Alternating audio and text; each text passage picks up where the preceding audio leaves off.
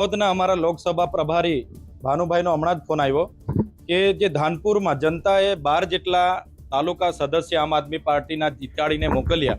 આજે જ્યારે પ્રમુખ ઉપપ્રમુખની વરણી હતી, એમણે દાવેદારી કરી હતી અને એ લોકો સામાન્ય સભામાં જતા હતા ત્યારે ઘાટા પાસે એક ઝાડ મોટું હતું, એને કાપી નાખવામાં આવ્યું. ક્રુઝર ગાડીઓ મૂકીને અમારા ઉમેદવારોની ગાડીઓને રોકીને પથ્થરમારાથી હુમલો કરવામાં આવ્યો, તીરકામઠા અને ફાયરિંગ પણ કરવામાં આવ્યું. જેમાં અમારા લોકોએ પોલીસને જાણ કરી, પોલીસ ત્યાં પહોંચી અને હેમખેમ પ્રકારે અમારા 12 ઉમેદવારો બચ્યા છે. એમને ઈજાઓ થઈ છે. પોલીસ જાપ્તામાં એ લોકો હવે સામાન્ય સભામાં પહોંચ્યા છે.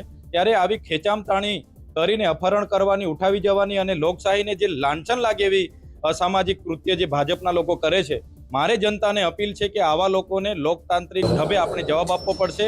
જનતાએ જાગવું પડશે. જ્યાં જનાદેશ આમ આદમી પાર્ટીને મળ્યો છે, ત્યારે આમ આદમી પાર્ટી સત્તામાં આવશે તો એમના કૌભાંડો, ભ્રષ્ટાચાર ઉજાગર થશે, એમને જેલ જવું પડશે. એનાથી ડરીને આજે ભાજપના લોકો આ પ્રકારની નિમ્ન કક્ષાની કૃત્ય કરે છે.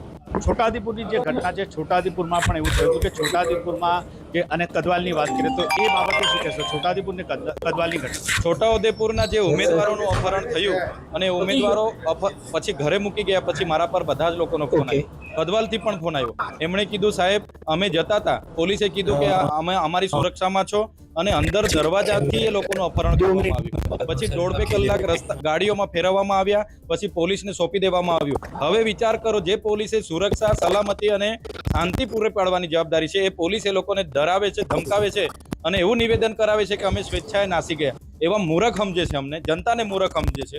પણ જે ઉમેદવારોએ હકીકત કીધી છે, અમે આવનારા દિવસોમાં આગળ ન્યાયિક રીતે પણ લડવાના છે અને જનતાની વચ્ચે જે જનતાને પણ જાગૃત કરવાના છે. એમની સત્તા જાય તે દિવસે જેલમાં જવું પડે, એનાથી બચવા માટે આ નિમ્ન કક્ષાની રાજનીતિ ભાજપના નેતાઓ કરે છે. અમે ક્યારેય સાખી નથી લેવાના. ઈટનો જવાબ અમે તાલુકા પંચાયત તો ભાજપે અત્યારે કબજે કરી લીધી છે, કદવાલ અને છોટાઉદેપુર. એ બાબતે શું કહેશો? આગળ શું કાર્યવાહી કરશે આમ આદમી પાર્ટી? કદવાલ અને છોટાઉદેપુર હોય કે ધાનપુર હોય, જનતાએ સ્પષ્ટ જનાદેશ આમ આદમી પાર્ટીને આપ્યો છે. છતાં ખુરશીના મોહમાં, ખુરશી ના હોય તો એ લોકોનો જીવ જતો રહે એવી પોઝિશનમાં છે. એટલે નિમ્ન ફાયરિંગ જેવી ઘટનાઓ અમારા ઉમેદવારો પર કરે છે. એમને હશે કે ડરી જશે, દબાઈ જશે, પાછા ઊભા નહીં થશે.